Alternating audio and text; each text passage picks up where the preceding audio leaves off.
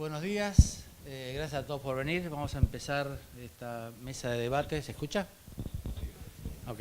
Vamos a empezar esta mesa de debate de hoy, que es las universidades, proyectar la cuenca desde el diseño, el urbanismo y el paisajismo. Creo que son los temas también pendientes en el tema del desarrollo de la cuenca Matanza-Riachuelo.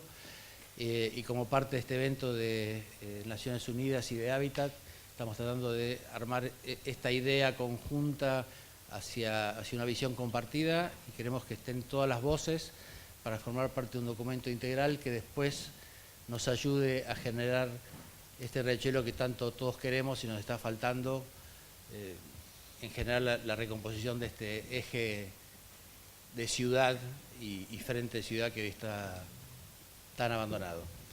En nuestra mesa hoy nos acompañan, y la verdad que es un orgullo que estén todos, el decano de la Universidad de Buenos Aires, Luis Bruno, el arquitecto Iribarne de la Sociedad Central de Arquitectos, el arquitecto Rodrigo Cruz, subsecretario de Interpretación Urbanística de la Ciudad de Buenos Aires, y Fabio José Quetlas, periodista, es abogado, tiene una cátedra en la UTN de la Universidad de Buenos Aires. ¿No querés que lea todo el currículum? No es necesario, porque puede llegar a... Bueno, nos va a acompañar también desde su visión humanística el tema de la cuenca. También sabe mucho de gestión de ciudades y desarrollo local, con lo cual su aporte va a ser más que importante. Ok, quiero dar inicio al debate, dándole la palabra al arquitecto Iribarne de la Sociedad Central de Arquitectos. Arquitecto, bueno, ¿qué tal? Bueno, buenos días. Es complicado ser el primero en hablar, pero voy a tratar de expresar un poco la opinión de nuestra entidad. Primero, el tema universidad creo que es importante. Evidentemente, el rol fundamental de la universidad como sistema es, por un lado, generar conocimiento, por otro lado, formar buenos profesionales.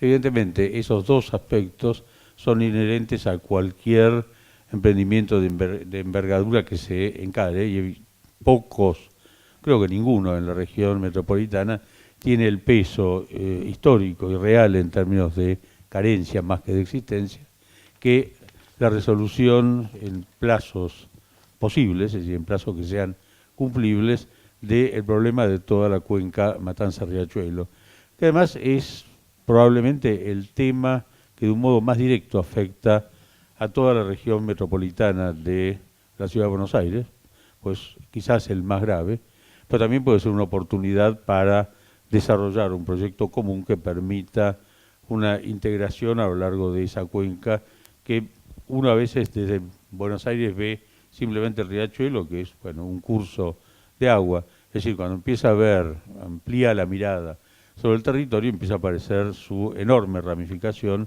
y la enorme cantidad de poblaciones, de jurisdicciones, de áreas que realmente el problema ocupa, y lo importante que es resolver ese tema.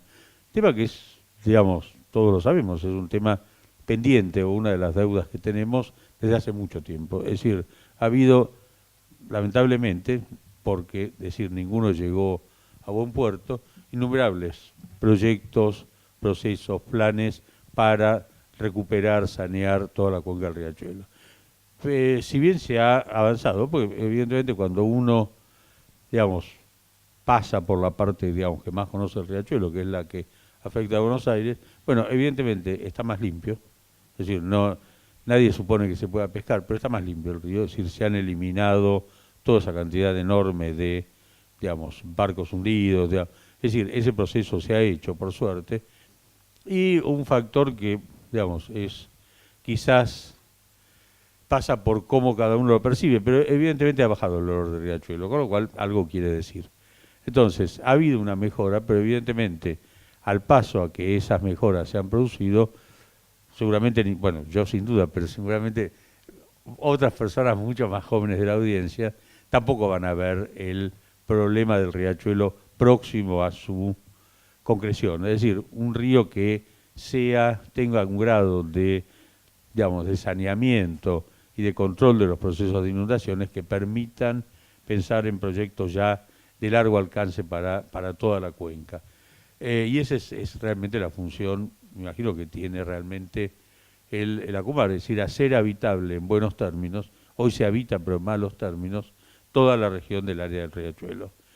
Entonces, desde ese punto de vista creo que es evidentemente importante una mirada en conjunto, y a mí me gusta una palabra que tiene es decir, del título de esta mesa, que es la palabra proyecto, porque evidentemente proyecto es quizás una de esas palabras tan amplias como uno quiera que sea, pero que resultan atractivas por lo menos para los que tenemos una formación universitaria. Y digo universitaria y no en el área específica de la arquitectura, porque proyecto quiere decir mucho más que lo que se entiende desde el punto de vista de nuestra profesión.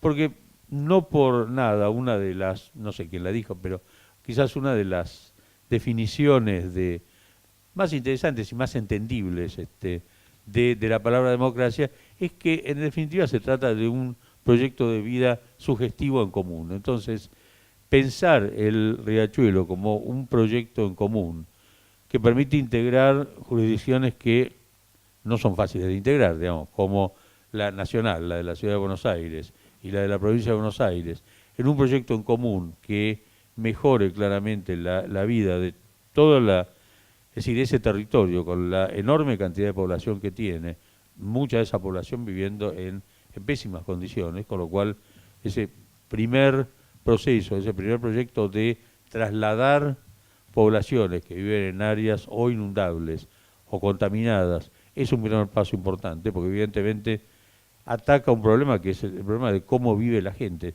que ya no es opinable, no es si es un poco mejor o un poco peor, y cuándo vamos a tener, bueno, ciertos niveles de descontaminación del área. Es decir, vivir en esas condiciones es realmente inhumano. Entonces, apuntar a resolver el problema de esas poblaciones, que a su vez tienen que ver con basurales, que tienen que ver con una enorme cantidad de problemas conexos, es un paso importante. Desde, qué sé yo, desde mi punto de vista, pero entiendo que es bastante generalizado, los primeros problemas para atacar, que han sido parcialmente atacados a lo largo de muchas gestiones, pero realmente no se han resuelto, son los problemas básicos de la infraestructura. Es decir, el saneamiento no es opinable, no es algo que se pueda prorrogar, con lo cual la construcción de ramales cloacales en las márgenes y plantas depuradoras es fundamental si a largo plazo queremos tener un río razonablemente limpio. Igual de importante es tener sistemas efectivos para que no se reproduzcan basurales clandestinos, que por supuesto es una tarea nada fácil de encarar, y por otro lado un problema que es evidentemente tan de fondo como los ramales cloacales, que es parar con la contaminación industrial, es decir, tener sistemas de control que eviten que se siga contaminando el río. No hay ninguna posibilidad de descontaminar algo si primero no se deja de contaminarlo. Es decir, es un primer paso elemental y casi como esas expresiones de perogrullo, pero no por obvias a veces es menos importante señalarlas. Entonces, a juicio nuestro, esos problemas básicos de infraestructura son fundamentales si uno quiere después tener una suerte de terreno, de territorio sobre el cual se pueda actuar en términos ya sí de mejoramiento del hábitat y de pensar en proyectos que no hagan esos datos elementales que deberíamos haber tenido ya resueltos, sino que hagan bueno, ¿qué imaginamos para esa cuenca? ¿Cómo suponemos que se puede desarrollar?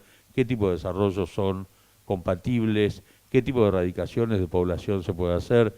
¿Qué navegabilidad va a tener que tener? Digamos, eso implica si se lo va a utilizar, digamos, con una vía navegable que permita, bueno, por lo menos trasladar ciertas poblaciones y ciertas cargas a lo largo del cauce, por lo menos en un tramo, y por lo menos tendría que preverse qué va a pasar entonces con todo el área, digamos, el trabajo de recuperación que se prevé encarar en la parte de mercado central. Digamos, ¿qué posibilidad hay de, bueno, eventualmente pensar en algún sistema de carga, o no es ni viable ni deseable? Digamos, hay un montón de temas conexos, pero lo mismo que nuevas radicaciones de población. Evidentemente, desde el punto de vista muy acotado de la Ciudad de Buenos Aires, el pensar todo el borde del riachuelo como que hoy está muy abandonado, es decir, el riachuelo, es decir, la visión que uno tiene del riachuelo desde Buenos Aires es la parte de caminito, el espacio público que se realizó ahí, el control de inundaciones y de algún modo la erradicación de tanto la usina como Proa, que trajeron nueva población al área. Pero es un recorrido muy corto, es decir, se termina en la Vuelta de Rocha. Si uno continúa ese recorrido por el riachuelo, empieza a haber una enorme cantidad de tierra abandonada, depósitos abandonados, es decir, que son tanto un problema como una real oportunidad. Es una reserva de tierra dentro de la ciudad que permite pensar en desarrollos futuros. Pero evidentemente para que eso pueda concretarse con, digamos, más allá de los incentivos que tienen que existir para que haya erradicaciones en ese lugar, tiene que avanzar el proceso de saneamiento del riachuelo. Es decir, creemos que el tema de infraestructura es fundamental en el área del riachuelo. Nosotros como institución hemos participado en, digamos, primero por supuesto como, digamos, de algún modo generadora de opinión, también en un proyecto acotado que fue un concurso que se realizó para el Instituto de la Vivienda de la Capital para justamente es decir, reubicar población que estaba viviendo en zonas de riesgo del riachuelo, a partir de un barrio ya en área, digamos, alta, no inundable del riachuelo, entendemos que va a funcionar muy bien.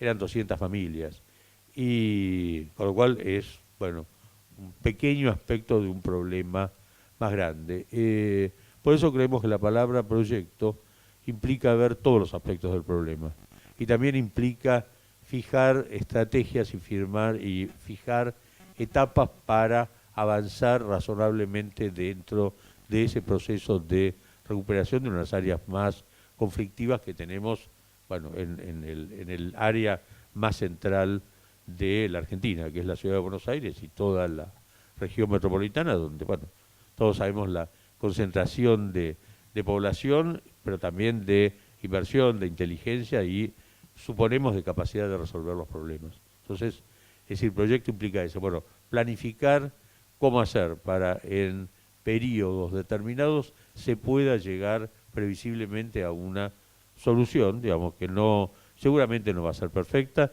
pero que nos permita imaginar una cuenca del riachuelo saneada, y después sí, ver, como uno puede ver, digamos, en internet, bueno, los proyectos que prevé la región de París para desarrollar a lo largo del Sena.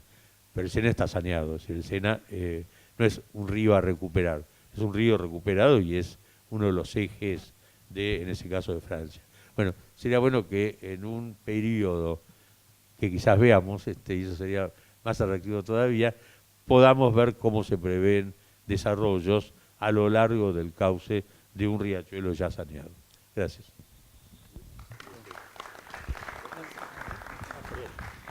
Ok, gracias. Hola, ahí está. Gracias al aporte de Ciudad Central. Por supuesto vamos a anotar los comentarios y sumarlo a otras de las voces que tienen que estar. Me gustaría, y creo que todos también, escuchar un poco, no tanto la voz de los arquitectos, sino la voz desde el humanismo y los pensadores urbanos. Y me gustaría que Fabio nos cuente un poco qué es lo que está pensando. Yo por lo menos en principal estoy con muchas ganas de conocer su pensamiento. No, te paso el micrófono. Listo. Gracias. Disculpame hoy que te interrumpí la presentación porque me da un poco de pudor. Bueno, gracias a todos por estar acá, que separar un poquito siempre del tiempo de uno, de las cosas que uno tiene que hacer en su trabajo, en su familia, etcétera, para actividades colectivas, es la única manera de calificar la deliberación pública, ¿no? Y no hay ningún problema complejo que pueda ser resuelto sin una deliberación pública calificada. O sea, el insumo esencial para resolver el problema de la cuenca es este. Digamos, si no hay una deliberación pública calificada, no va a haber una mente sapiente que resuelva el problema de la cuenca. Así que sin este insumo no hay posibilidad de arreglarlo. Yo tengo un prisma, una forma de ver los problemas socioterritoriales particular que he adoptado. Es un sesgo que quiero ponerlo arriba de la mesa porque es una forma de hacer un pacto con ustedes como audiencia, un pacto de cosas claras, digamos. Para mí no hay para mí los problemas urbano-territoriales, son todos problemas de gobernanza. O sea, que se hacen evidentes de distinta manera, digamos. Hay smog en México porque el gobierno no puede controlar a las empresas que emiten. Lo que vemos es el smog. Y lo que no vemos es que el gobierno no puede controlar a las empresas que emiten. Entonces, tenemos un problema evidente y un problema por detrás de la evidencia. Si nosotros siempre operamos sobre el terreno de lo evidente, es como la madre que quiere arreglarle el sarpullido al hijo sin arreglarle lo que le da de comer. O sea, va a gastar fortuna en crema, pero tiene que arreglarle la dieta porque el sarpullido no es de la piel, es de lo que come. Entonces los problemas que nosotros tenemos en el territorio no son del territorio. No nos brotan riachuelos podridos. Claro, no brotan, porque dice, ¿por qué brotó acá un riachuelo podrido y no brotó en otro lado un riachuelo podrido? O sea, construimos un riachuelo podrido. Ahora, ¿cuál es el problema no evidente, digamos? El evidente es el olor, no circula, no podemos construir, la vida ahí es de mala calidad, eso es evidente. ¿Cuál es el problema no evidente? El riachuelo es la marca de un industrialismo de baja calidad. Argentina, la ciudad de Buenos Aires, el área metropolitana de Buenos Aires, fue sede de un modelo de desarrollo económico durante 70 años de un industrialismo de mala calidad. Ese industrialismo de mala calidad tenía pactos implícitos. Un pacto era, vos producís, yo no te controlo. Por ejemplo, es un pacto implícito. Yo quiero que produzcas, generes empleo, eso me resuelve una parte de la agenda social, yo no te controlo poco, te controlo mal. Pero no te vayas, quédate produciendo porque te necesito, porque eso me ayuda a controlar la tensión sociopolítica. Entonces, nosotros estamos viviendo ahora, no nosotros, el mundo, la humanidad, este momento civilizatorio está viviendo una transformación de la economía industrial a la economía del conocimiento. La reflexión nuestra, que sea una reflexión que supere lo evidente, sería cómo construir un territorio para la economía del conocimiento de buena calidad. O sea, cómo pasamos de un territorio de economía industrial de baja calidad o de mediocre calidad a un territorio de la economía del conocimiento de alta calidad.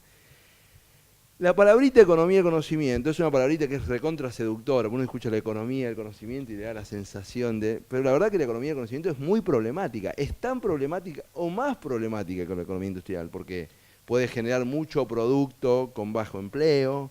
Es una economía que tiende en términos territoriales a segregarse. Es una economía que está integrada globalmente sola y puede disrumpir con las cadenas de valor que tiene atrás. Entonces, nosotros ya fuimos víctimas de una economía industrial de baja calidad. Entonces podemos arreglar el riachuelo, porque encontramos la crema perfecta para el salpullido riachuelo. Mientras tanto estamos comiendo algo que nos puede hacer saltar 20 salpullidos distintos en otros lados. Entonces yo lo que quiero poner en evidencia, si ustedes me permiten, es que la reflexión sobre el riachuelo tiene que dejar como dicen los economistas, una externalidad positiva de cómo organizar modelos territoriales que sean sostenibles ambientalmente, incluyentes socialmente y gobernables. El problema, cuando hay un problema en términos sociales, tiene persistencia en el tiempo, ¿no? Cuando dura muchos años, eso quiero decir, y pasan los gobiernos y no se puede arreglar, uno tiene que llegar a la conclusión, no puede pensar que todos los gobiernos son inútiles. Lo que tiene que pensar es que cuando no le encuentra el agujero al mate varios gobiernos, que el problema tiene su complejidad. En este caso, la complejidad no es técnica. No es que no sepamos hacer técnicamente lo que hay que hacer. Si yo le pregunto, yo no, pero ustedes saben lo que hay que hacer técnicamente. O sea, el problema es un problema político, hay un problema de intereses. Tiene un costo llevar adelante eso. Esa transición, ese tempus, implica que hay ganadores y perdedores, ¿no? Para generar un resultado que es un resultado deseable. O sea, al chico le decimos no coma más chocolate. El chico tiene ganas de comer chocolate. Quiere seguir como... El problema ya del salpullido es como de la madre. Él no asocia el chocolate, salpullido. Entonces a veces tenemos algún intendente en el segundo cordón del Gran Buenos Aires y dice, yo tengo 25 de desempleo acá, vos venís con el camino de no sé qué cosa. Entonces, lo que hay que hacer... Lo hago, es un poco un acting para... Lo que digo yo, no me mate el personaje, por favor. Lo que digo yo es que tenemos que poner en el centro de esta deliberación cuál es el marco del pacto político que posibilite la solución técnica. sabiendo que hay ganadores y perdedores y que la transición de una economía industrial de baja calidad a una economía del conocimiento, que es la que resolvería marcas urbanas como el Riachuelo, no es una transición sencilla, porque tenemos que adaptar infraestructura, recursos humanos, instituciones, modelo fiscal, etcétera, etcétera, etcétera. O sea, es una transición que nos va a llevar un montón de años, aunque arreglemos el curso del río en unos pocos años, digamos, ¿no? Entonces, nosotros decimos siempre, yo me dedico a temas urbanos, territoriales, pero sobre todo desde la teoría del desarrollo, que el desarrollo no tiene que ver con los recursos que uno tiene, sino con lo que uno hace con los recursos que uno tiene. O sea, los recursos que uno tiene y el desarrollo están absolutamente autonomizados una esfera del otro. En cambio, lo que uno hace con esos recursos sí tiene un impacto. Y lo que uno hace con los recursos que uno tiene, en términos colectivos, habla de una inteligencia colectiva. De hecho, a mí no me gusta usar el término recursos, porque en realidad todo lo que nosotros llamamos recursos son protorrecursos, que se transforman en recursos cuando se integran con un nivel de inteligencia que los hace aprovechables. O sea, en la pampa húmeda había 80 centímetros de humus en 1840 y no se producía ni una espiga de trigo, ni una. Argentina importó harina hasta 1875 y en el año 1900 era el segundo exportador mundial. ¿Qué pasó en esos 25 años?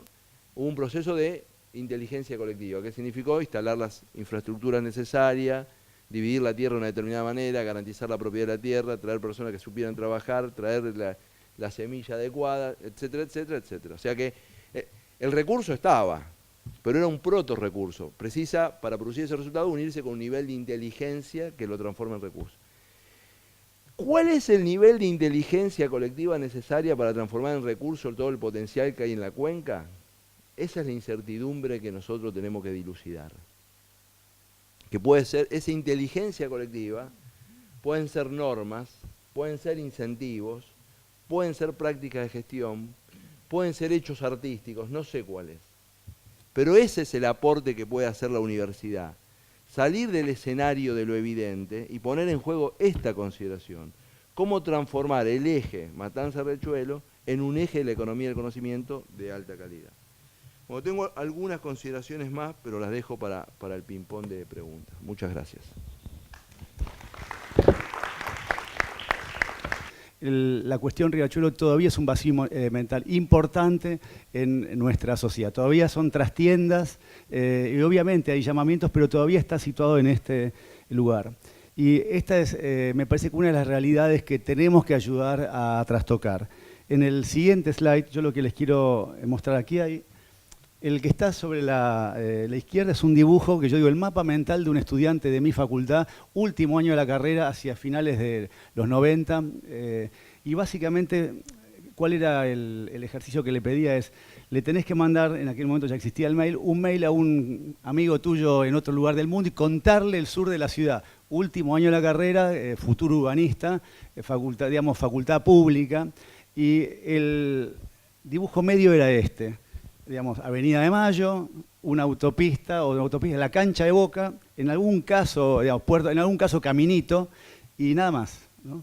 Entonces, digamos, esos son los vacíos mentales, esos son los actores que después están en las políticas públicas, en los distintos lugares, los que se insertan en el sistema. O sea, este vacío mental, independientemente de todo el esfuerzo todavía es un vacío mental importante en nuestra sociedad. Y lo que ven a la derecha es una imagen muy reciente, una charla con el par de planeamiento de Rodrigo Carlos Colombo, discusión sobre el nuevo código urbanístico.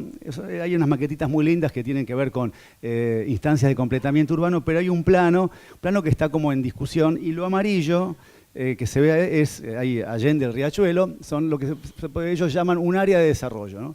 Con la incertidumbre, yo que soy una especie de antitorre y me peleo para que esto, digamos, no haya más barrios cerrados en altura en la ciudad. El amarillo es como una invitación allí, bueno, ahí se puede hacer, digamos, en principio es un gran, se podría hacer.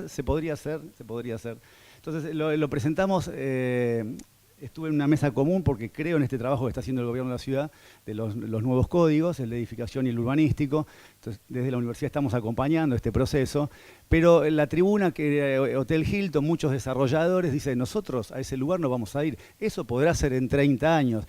Quiere decir que independientemente que uno lo ponga amarillo, para el mercado también es un vacío mental en este momento. Entonces, digo, tanto desde la escuela como para el mercado, me parece que ahí hay algo que de alguna manera como colectivo tenemos que ir restañando, que es la idea de desarmar ese vacío mental en los decisores. No importa, digamos, en los agentes que lo conocen y están trabajando, sino digamos, y los decisores incluye también el nivel de la política. Paso a la siguiente imagen. Acá muestro 3 situaciones y después voy a agregar una cuarta. Es el dibujo que ven ahí del puerto, era proyecto de Varas para Retiro, del estudio Varas, proyecto ganador, año 2000. Fíjense, la Villa 31 no existe. No existe. Y en el 2007 yo muestro las 2 situaciones, tanto Macri en campaña decía que había que erradicarla, pero también desde el Frente para la Victoria, Presidencia ONAVE, decía que era una tierra que había que dejar, o sea, en los ambos extremos, si se quiere, del abanico político, la Villa 31 era un vacío mental. O sea, es interesante esto porque, insisto, son hoy, 10 años después, esta gestión del gobierno de la ciudad está haciendo el proyecto de la Villa 31, asumiendo que sus habitantes deben quedarse en ese lugar. O sea, vuelvo a la idea de la joven democracia y los vacíos mentales. Yo creo que aún en el Riachuelo tenemos todavía mucho para hacer en esta perspectiva. El segundo punto, pasemos, es este que a mí me parece que acá hay un dato que nos invita a pensar, es la corte urbanista, ¿no? Produce un fallo de ahí para atrás, y logran algo que ni la política ni los urbanistas que hablaban del tema Riachuelo desde siempre habían logrado hacer. Y para mí hay que preguntarse sobre esto, ¿qué pasa? Que hay un fallo de la Corte y que realmente hay un antes y después de este lugar. Y yo de antes y después cuento, como profesor de proyecto urbano en la universidad, empecé allá por el año 96 con trabajos en torno a la cuenca y particularmente a la zona del río. Y cuando veníamos con los alumnos los primeros años, la realidad es que un alumno te miraba y te daba un besito en la frente como diciendo, bueno, lo hago porque sos mi profesor, pero no porque hubiera convencido que acá se pudiera hacer algo de lo que en todo caso los ejercicios universitarios tienen que tener la condición de ser verosímiles, no necesariamente reales, pero verosímiles, porque si no son verosímiles, ahí se produce una línea de fractura entre lo que se pide y lo que efectivamente, digamos, del otro lado se trabaja. Entonces, y esto cambia radicalmente después del fallo de la Corte. O sea, un alumno a partir de 2008, 2009, 2010, digamos, cuando aparece la sirga liberada, vuelve al mismo lugar, cuando se empieza, ahora se sabe cuáles son los asentamientos que interrumpen la 27 de febrero, o sea, hay conocimiento más preciso, viene al lugar y ya piensa que esto puede ser el principio del futuro. O sea, del besito en la frente, de la mirada así como casi de tranquilizadora, pero el ejercicio te lo voy a hacer porque tengo que entregarlo y me ponen la nota, al compromiso de que quizás lo que yo estoy haciendo es parte del principio del futuro. Me parece que ahí hay una cosa interesante. En la imagen siguiente yo pongo 2 situaciones que hablamos de la mala relación. La verdad, todavía nosotros nos formamos, creo que hay un grave problema en las mesas de decisiones, que son las mesas de los gobiernos. En general, los arquitectos, los urbanistas, razonablemente, por errores propios, nos sentamos casi siempre al final de la mesa y detrás de alguno de los funcionarios. Y cada vez que nos toca hablar, el jefe o el que preside mira izquierda y derecha, que habrá un abogado como Fabio o un economista, y que como tampoco entienden mucho de lo que nosotros hacemos, hay un momento que muchas de las cosas no suceden. Yo creo que esta mesa, a mí lo que me gusta de Fabio, nunca le pregunté qué era, pero es el director de la maestría en ciudades de la UBA. Me podría haber dicho, no, yo soy amigo del decano de Económicas, pero no, es abogado, pero fue una pregunta posterior esta. Pero lo que es interesante es mirar estos problemas, los problemas de estas mesas, desde miradas más, hay que entender el idioma del otro, las lógicas del otro, digamos, las lógicas políticas y, digamos, de alguna manera más integradas. Entonces creo que ahí hay un conflicto y la facultad, el otro día estábamos lanzando la carrera de desarrollo urbano en UBA y alguno de los profesores, digamos, clásicos de urbanismo dice, creo que Fabio planteaba así, en algunos pueblos todavía se puede poner una chanchería frente a la plaza central y esto, digamos, no está advertido como tema. Y el urbanista dice, es que eso es un problema que la política no tiene coraje. Es exacta la escena del conflicto. Porque uno le recrimina al otro, pero esa es la escena del no diálogo. Entonces justamente mal nos podemos parar en la zona del no diálogo, sino lo que tenemos que hacer es justamente encontrar el idioma común, digamos, de esta mesa de trabajo. Y ojo, no es solamente para el técnico, es también para el político. Yo más allá de no querer en esta división entre técnica y política, pero ambos tienen que de alguna manera nos tenemos que integrar en una mejor relación. Me gustó de estas imágenes de, a ver, en la apertura ayer y vi digamos, en la página de Un Hábitat, fíjense el idioma. El idioma no es para técnicos, es para la ciudadanía. O sea, los dibujos, la estética, es para todos, es para el manual de escuela, o sea, es para que en todo caso los problemas de la ciudad los entendamos desde la visión de ciudadanía y no desde la visión técnica.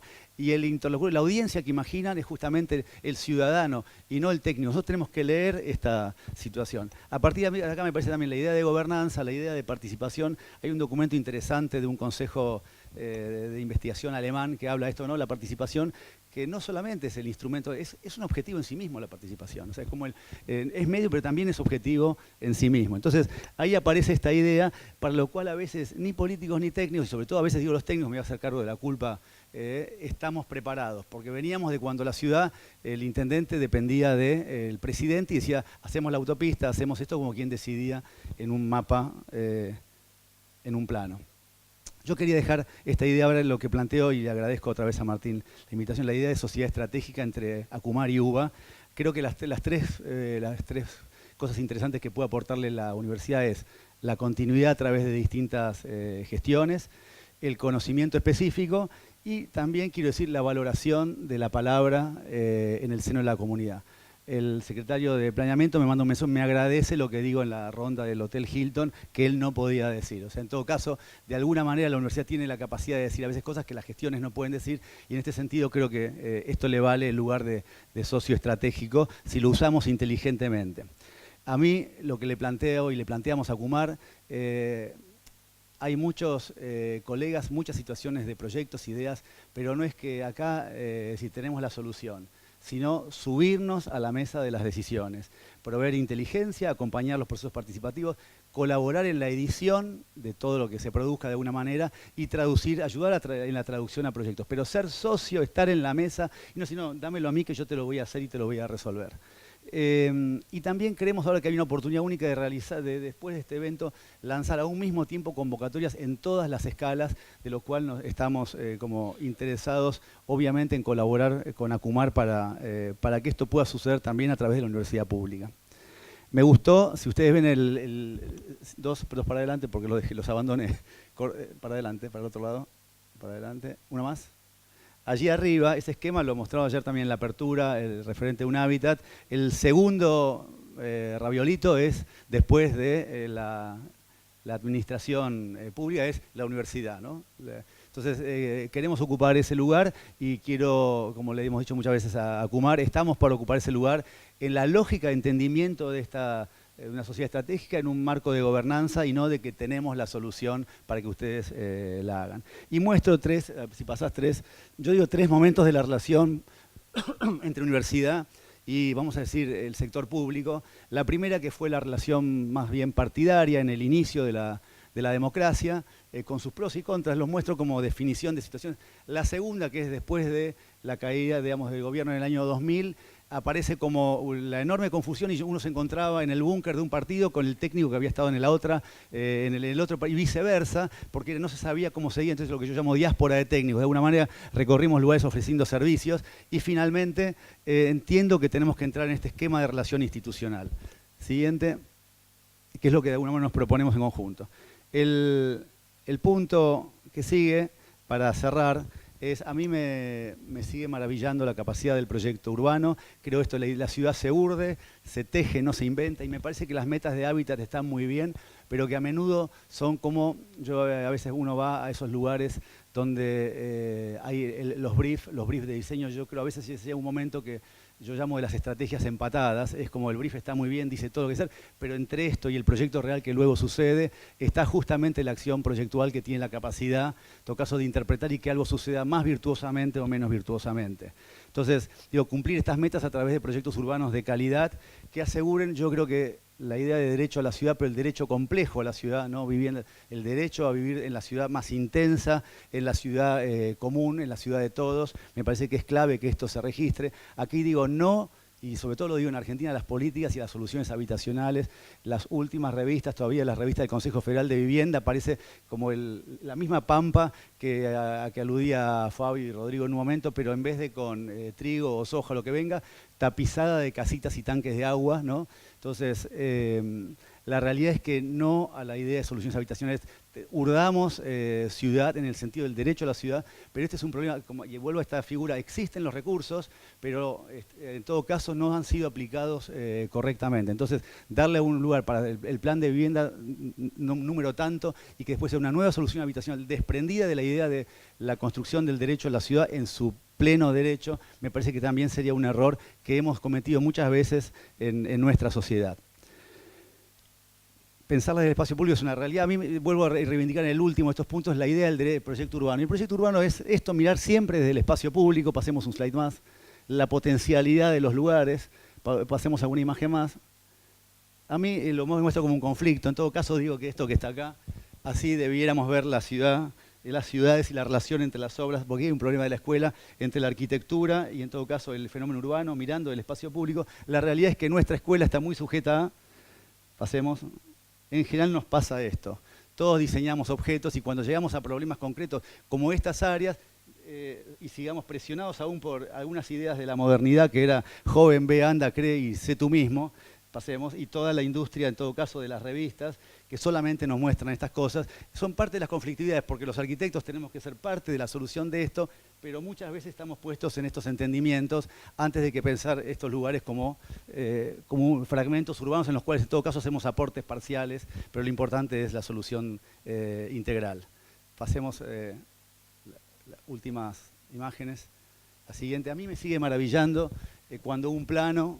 Recuerdo una charla en la facultad de José Manuel Llop, un urbanista español, decía, trazar la línea. Cuando un plano traza la línea, este es el autódromo, en todo caso, y muestra una posibilidad nueva. No hago un recorte de muchos proyectos, pero me sigue digamos, entusiasmando esta capacidad de mostrarle en todo caso a una comunidad una posibilidad en un determinado lugar. Puse esta foto del Albert Park de Melbourne, porque en todo caso también es una pista que en un momento se convierte es siempre parque, y en un momento tiene el evento global que bien podría pasar del lado de la ciudad y del lado de Lanús a un mismo tiempo, integrar dos situaciones, y que hoy en general trabajamos sobre la idea de fragmentación. Y lo último, digo, para mí un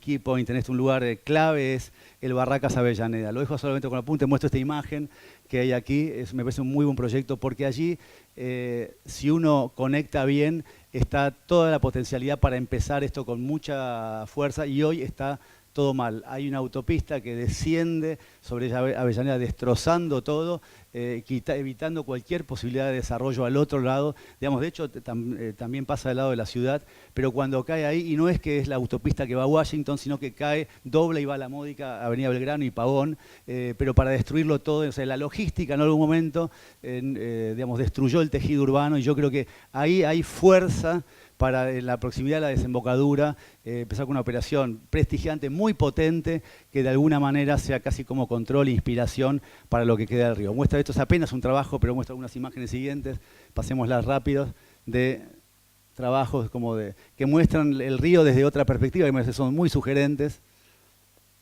Y finalmente quiero quedarme con esta idea, las presentaciones, ayer todos hablaban de espejarnos en el río, ¿no? Espejarnos en los límites de nuestra sociedad. Antoine Grumbach hablaba, tuvimos una pequeña entrevista con Martín y Marcelo Lorel, y hablaba de Metrópolis Sena, como el río como metrópoli en torno a la cuenca como metrópoli. Y yo creo que la idea de Metrópoli Riachuelo en todo caso es ver al área metropolitana desde esta centralidad, y si nosotros podemos avanzar es como la llave del camino hacia la única sociedad.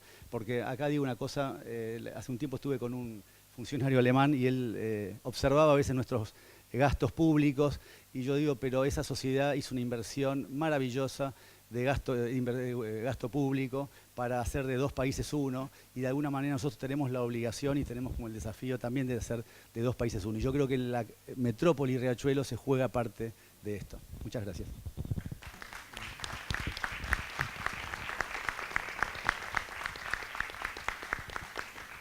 Bueno, gracias Luis. La verdad que hemos tocado en estos 40 minutos un montón de temas, hemos planteado un montón de preguntas. El objetivo de esta mesa de debate es justamente eso, debatir y que la gente nos comente y nos pregunte y busquemos juntos un camino a esta visión compartida que planteamos desde Acumar. Hoy Acumar, después de mucho tiempo, está empezando a transitar este camino largo, complicado, pero que tiene que ver con vincular sinergias y desde la política, más allá de mi rol de arquitecto, creo que estamos entendiendo que este es el camino a llevar y este es el camino a desarrollar. No quiero hablar mucho más del tema, mi función hoy es moderar la mesa, pero me gustaría que preguntemos y vayamos moviendo un poquito el tema. No sé quién quiere. Cecilia, me imaginé que vos tenías que ser la primera hoy. ¿Alguien acerca el micrófono?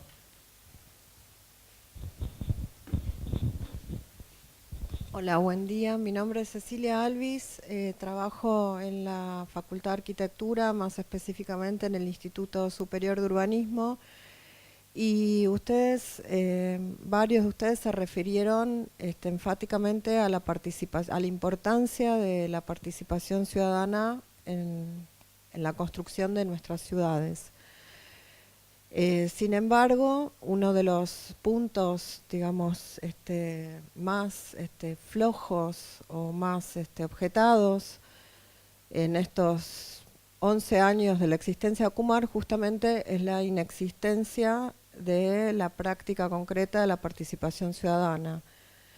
La comisión este es el de... principio, ¿no? ¿Cómo? Este es el principio. Bueno, nosotros confiamos en tu capacidad de diálogo y de convocatoria, que la estás demostrando, pero a mí me gustaría que este campus de pensadores urbanos incluya las más de 50 expresiones o aportes que hicieron numerosos ciudadanos de a pie y organizaciones sociales en la primera audiencia pública que justamente convocó esta misma gestión en septiembre del año pasado y que fue histórica, y creo que ahí hay muchos conceptos de la ciudad que queremos y quieren muchísimos ciudadanos de a pie que hoy por hoy no son representados por las 5 organizaciones que conforman el cuerpo colegiado. Así que eso es más que una pregunta, es un pedido y una sugerencia tanto a los funcionarios como a los académicos que se hagan eco de esta audiencia pública, que hay un resumen hecho por Acumar, tema por tema, y bueno, y sean la base, la línea de base para futuras audiencias públicas y el complejo proceso participativo que va a implicar cualquier plan estratégico para la cuenca o sectoriales.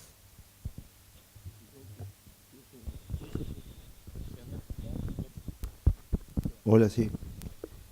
Sí, yo quiero hacer una observación sobre la observación porque soy un charlatán, básicamente. Claro, pues sí. De eso vivo. Probablemente el problema público más complejo que debemos enfrentar hoy es el problema de la participación como mito político y como complejidad. Siempre voy a poner una anécdota para evidenciar esto. Me invitaron del presupuesto participativo de Porto Alegre cuando estaba de moda, me invitaron como observador. Estábamos en un hotel, una serie de colegas de varios países y nos venía a buscar una combi el otro día a la mañana, temprano, para llevarnos a una de las asambleas del presupuesto. Bueno, desayunamos, los colegas de varios países de América Latina, el alcalde, el prefeito, venía en la combi con nosotros, yo soy el más charlatán de todos, me senté al lado del prefeito, pero íbamos hablando, en portuñol, o sea que entendíamos un poquito y un poquito, y llegamos a un microestadio, y cuando vamos entrando veo gente haciendo espectáculos circenses en la puerta, un tipo tirando fuego por la boca, otro así. Entonces le pregunto al prefeito, y me dice, no, porque la gente que viene con niños lo deja aquí y entra a deliberar y el niño está entretenido. Voy a entrar, me dan un brochure. Y el brochure tenía las letras así grandes, todo con dibujitos, lo que se iba a discutir. Lo podía leer hasta un ciego. Me dice, no, hacemos el brochure así para que todo el mundo sea entendible, etcétera, un trabajo. Entrabas al estadio y estaban las mesas por temas, etcétera, etcétera, y había facilitadores. Y cuando estabas 2 o 3 horas pasaba una persona repartiendo sándwiches y gaseosas para que no te levantes y que puedas seguir discutiendo. Y ahí descubrí, bajo esa experiencia, que la participación no es un hecho natural. No es que uno dice participen y la participación se produce. Cuando uno dice participen, nada más, y no hace todo lo demás, lo que se produce es una cooptación corporativa del fenómeno participativo. Los que tienen más recursos de tiempo, de capacidad, de formación, de organizarse, haber creado una asociación civil, son los que participan, y los que tienen menos recursos, porque trabajan 14 horas, porque tienen otros problemas, porque su agenda no lo permite, no pueden incorporarse a esos procesos. Como igual la participación mejora cualquier tratamiento público, porque que más ojos prismáticamente puedan ver un problema, tiende a enriquecer la deliberación sobre ese problema, y fue lo primero que dije cuando empecé a hablar, uno debería preguntarse qué política de promoción de la participación me doy para obtener qué resultados participativos. O sea, que no basta, por ejemplo, yo hago el paralelismo porque fue para la misma época, al presupuesto participativo de Buenos Aires, mi barrio es Almagro, hay 280.000 habitantes, y la convocatoria en esa época se hizo en un aula en que entran 30. Por supuesto sobró gente en el aula, o sea, no se ocupó ni los 30. Por suerte, porque si no hubiéramos atascado el tránsito del barrio, si íbamos 30. O sea que por suerte no fuimos ni 30. De todas maneras, el alcalde de la época no se privó de decir que ese presupuesto era participativo, a pesar de que fuimos 14 representando a 208, o sea, hizo un uso abusivo del idioma. El gran tema de la participación en temas de alguna complejidad como esto no es decir es participativo, es problematizar la participación. ¿Qué datos y cómo son presentados para la deliberación pública? Un dato. ¿Cómo hacemos para tratarnos personas diferentes y con diferente formación en un espacio donde la presencia de todos sea enriquecedora y ninguno ocupe el rol de obturador o de impugnador del otro? Y cómo, y creo que es la clave, asumimos una cultura de segundo óptimo. Si todos creemos que el óptimo es la modelización previa que nosotros llevamos, la posibilidad, la participación en vez de ser un ámbito de acuerdo es un ámbito de guerra. Si todos estamos dispuestos a que una solución buena, que no sea la idéntica a la que teníamos pensado, es mejor, digamos, que cualquier otra solución, hay posibilidad de deliberación pública calificada. Termino con lo de Porto Alegre, lo último. Había un momento, que eso fue una cosa que para mí, que me dedico a temas de políticas públicas, fue como un orgasmo de las políticas públicas, que tenían que votar la gente por servicio nuevo u obras nuevas. Entonces se hacía como un cuarto intermedio, porque antes de votar había alguien que le comunicaba a la gente que si en vez de recogerle la basura 2 veces por semana se le iban a recoger 4, ¿cuánto le cambiaba la tasa de servicios generales? Entonces la tasa en vez de ser 100 reales pasaba a ser 120 reales. Entonces la gente decía, voy a votar por este beneficio, este servicio, esta obra, y sé cuánto es el costo añadido de la obra. Yo no lo podía creer, estaba en un estado de estupefacción cívica impresionante. Entonces, quiero decir, me parece que Acumar tiene que poner en el centro de su modelo de gestión qué política de promoción participativa va a tener, porque no basta con poner que en el cartel sea participativo o convocar a 50 o 100 o 200 organizaciones intermedias, porque por suerte la sociedad es más que eso. Genial. Y la verdad que tenés, Fabio, algo más quiero agregar a lo que decía Cecilia. Esto se construye no desde el pasado, sino desde el presente. Y en el presente estamos. Es la única forma que podemos construir. Yo soy parte, como la política, soy parte de la gestión que continúa en el tiempo, por lo cual puedo llegar a tener una responsabilidad del pasado. Pero la ejecución se hace en el presente y creo que hoy estamos ejecutando. Y este encuentro de pensadores urbanos hoy es el principio de empezar a ejecutar acciones. Y creo que nos están acompañando un montón en este principio. Así que, bueno, en esto vamos. El cuerpo colegiado no depende de Acumar. Es una imposición de la Corte Suprema de Justicia, y vos lo sabés. Con lo cual dependerá de la Corte Suprema de Justicia determinar las acciones futuras del cuerpo colegiado, no de mí. ¿Ok? No sé quién más, por allá.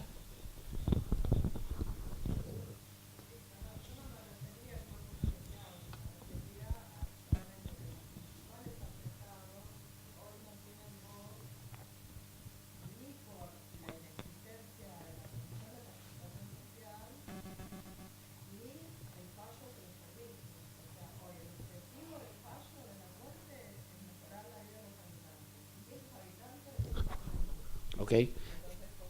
Estamos empezando a construir voces del presente. Ok, gracias. Totalmente lo tomamos en cuenta, va a ser parte del documento. Bueno, Ok. Si te a mí presentás. Verónica Achman, yo trabajo en la Dirección de Ordenamiento Territorial de Acumar, soy arquitecta. Me gustó mucho eso de los protorrecursos, lo de la gobernanza, por supuesto, lo del vacío mental me parece clave. Y pensando en esas cosas, me sorprende un poco que sigamos pensando la cuenca es una tajada de Pisa. Tenemos el AMBA, ¿no?, que es una pizza, por decirlo de alguna manera, y estamos siempre pensando la tajada. Yo que trabajo dentro de Acumar es como que me sorprende pensar que el límite de la cuenca se acaba el mundo. Me parece que también deberíamos agregar un nivel más de complejidad, que es meterlo. No pido llegar hasta Rosario, con la región, eso solamente. Esa te la dejo. Lo tomo como... Ok. ¿Alguien más quiere preguntar? Allá. Me parece bien lo que dice. Yo quería, bueno, yo soy Alejandro Levi, soy arquitecto. Yo creo que hay varias cosas, pero hay una margen derecha y una margen izquierda digamos, del riachuelo y de la cuenca. La cuenca es muy extensa y en general yo lo que vi es que, sin entrar en detalles de políticos ni nada, pero la economía argentina ha venido, hay una cantidad de contaminación muy importante a nivel agrario, a nivel de las napas freáticas. Bueno, ayer vieron el caso de Bilbao, no sé, los metales pesados siguen estando abajo, pero están contenidos por una capa aluvional, para lo cual también, como hay tormentas muy fuertes, están construyendo tanques para evitar que esa capa se destruya y vuelva a emerger el metal pesado.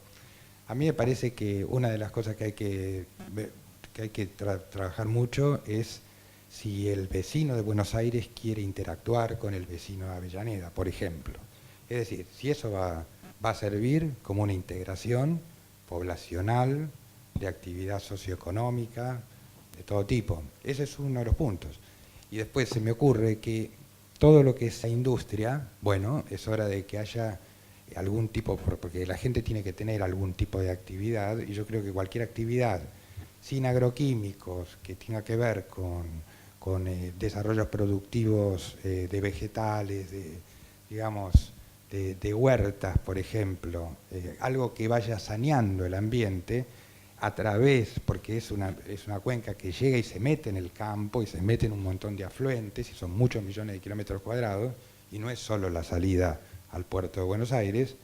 Bueno, es eso, yo pienso que hay que realmente seguir trabajando, ¿no? Pero me parece que tiene mucho que ver con la calidad, para mí habría que erradicar las industrias que contaminan, eso es uno de los puntos fundamentales, como hicieron en Bilbao, por ejemplo, ¿no?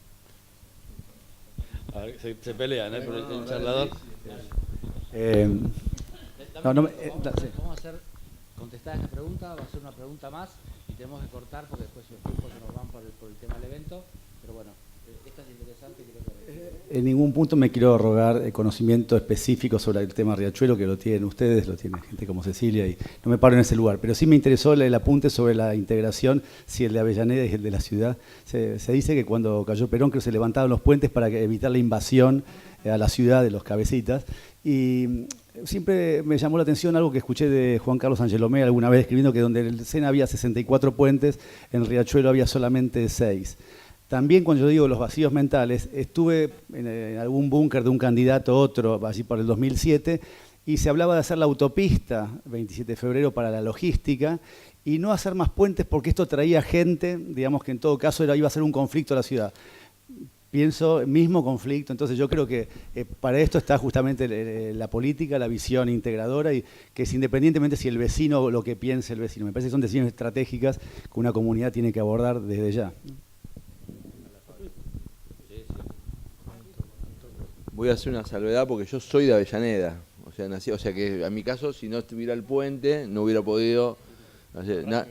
soy independiente, nací... No es que soy de casualidad, nací, viví los primeros 21 años de mi vida ahí y amo Avellaneda y ahí vive mi madre, o sea que yo... No lo quería contar, pero hay una pregunta existencial que cruza toda mi vida adulta con relación al Riachuelo, porque yo me casé con una mujer correntina, que es el amor de mi vida, y cada vez que vamos a visitar a mi mamá, ella no se da cuenta, es increíble lo del inconsciente, ella no se da cuenta y siempre me decía la misma pregunta, sin darse cuenta, empieza a sentir el olor del Riachuelo, me mira como si yo fuera responsable porque me dedico a temas de política pública y me dice, Fabio, ¿esto no se puede arreglar? Siempre la misma pregunta. Y yo ahí sí tengo una diferencia acá con el arquitecto, porque en un momento dijo innumerables, le dije, mira, la verdad de la verdad te voy a hacer una confesión, no sabemos si lo podemos arreglar. Capaz lo podemos arreglar, porque en serio no lo intentamos nunca. Claro, vos sabés que no podés algo, si intentaste algo y no pudiste. Pero si no intentás, digamos, no es que el plan rector de 1971 fracasó en el golpe del 76 y que después el programa de reconversión de industria de 1987 fracasó.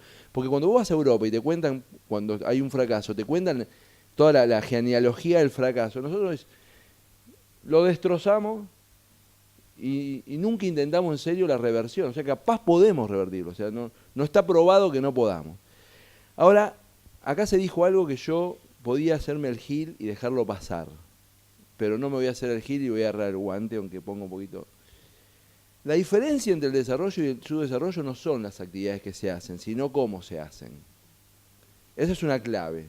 O sea, uno puede tener fábrica de auto, y el tema es cómo. Si separa la basura, no separa la basura. Bueno, la cuenca puede tener actividad primaria y puede usar agroquímicos inclusive y hacerlo bien. Y de hecho, hoy digamos, el mundo tendría un problema severísimo digamos, si no usáramos agroquímicos en absoluto, con 7.000 millones de habitantes, y probablemente haríamos un ajuste positivo para el planeta y forraríamos 2.000, pero a uno no le gustaría quedar en la bolsa de los que se van, digamos. El punto, lo que yo quiero decir es esto, porque si no se produce un proceso de estigmatización, o sea, los autos se pueden usar bien o mal, de los balcones te podés suicidar o ponerte de novio, con los aviones lo mismo, etcétera. Hacemos cosas mucho más peligrosas que usar agroquímico, como tenemos una planta nuclear en Lima, a 60 kilómetros de acá, etcétera. En cualquier caso, porque tenemos que empezar a incorporar el concepto de buenas prácticas, de calidad de uso, de responsabilidad, de pragmatismo responsable, etcétera, porque estoy agarrando un micrófono metálico. Me están filmando desde una máquina que tiene metales pesados, un montón. Estoy sentado arriba de una silla de plástico que tiene a la industria petrolera por detrás. O sea, vivimos en una civilización. Nuestro sentido responsable es qué hacemos con eso, cómo lo hacemos. Porque si no, nos vamos a ir cortando como brazos, digamos, de posibilidades que tienen consecuencias también. En general tienen consecuencias cuando uno se corta un abrazo económico sobre los sectores más vulnerables. O sea, yo creo que el área metropolitana, y hay una tendencia mundial de consumir productos alimentarios más cercanos, hay una tendencia mundial al kilómetro cero. Nuestra área metropolitana es extensa y es fértil y tendría la posibilidad de evitarse varios miles de camiones por día de ingreso de productos si lo pusiera en valor eso con el aprendizaje correspondiente, pero con un sentido de contemporaneidad. Si lo pensamos hacer como nuestros abuelos italianos, probablemente no. No, nada era... No. ¿Vamos a ir cortando? ¿Puedo? ¿Puedes decir algo más? Muy rápido. Bueno, Bueno. Déjalo que termine el arquitecto. A ver, bueno, muy rápido porque no tenemos tiempo, pero yo creo que el tema de la participación es uno de los temas más difíciles y en el cual no hemos tenido demasiado éxito en general. Es decir, la idea es maravillosa y lo contrario sería perverso. Ahora, las audiencias públicas no han sido el mejor modo de participar, por ejemplo, y de recabar opiniones sobre temas urbanísticos. Creo que tenemos que inventar otros modos. La participación de miles de organizaciones en algo a veces genera la imposibilidad de concretar algo. Yo creo que tener un plan estratégico que por definición se define algo concreto en el tiempo a realizar, pero que no ha elaborado un plan estratégico en décadas, no es un buen sistema de encarar hacia dónde va la ciudad. O sea, nos tenemos que cuestionar también sobre los instrumentos que nos damos, porque si aceptamos que son maravillosos y que cuanto más mejor, corremos el riesgo también de inmovilizarnos. Entonces, repensar ciertas situaciones implica repensar los instrumentos que nos damos. Bueno, antes que cierren. Dale, ya llegó el Listo. turno.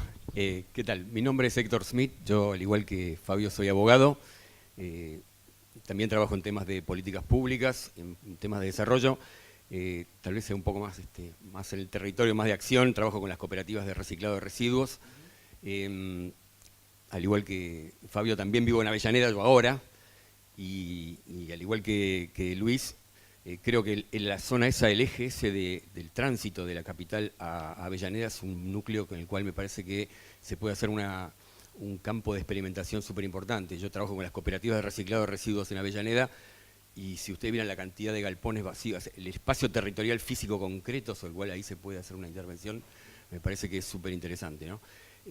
Con respecto al tema del rol de la universidad, yo también soy egresado de la UBA y ayer hablaba con Luis el tema de la posibilidad de armar una unidad de vinculación tecnológica desde la universidad, ¿no? De la Facultad de Arquitectura.